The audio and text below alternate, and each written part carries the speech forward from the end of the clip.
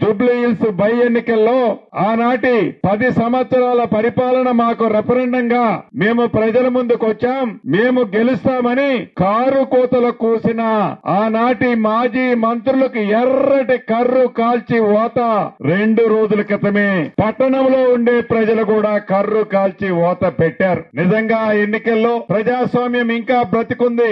ఏ ప్రభుత్వం అయితే పేదోడికి అండగా ఉంటదని మాటలు చెప్పటమే కాకుండా చేతల రూపంలో చేశాము కాబట్టి మొన్నటి ఎన్నికల్లో ఎన్ని ఓట్లయితే పోలయ్యాయో పోలైన ఓట్లలో సుమారు 51% ఓట్లు కాంగ్రెస్ పార్టీకి రావటం జరిగింది.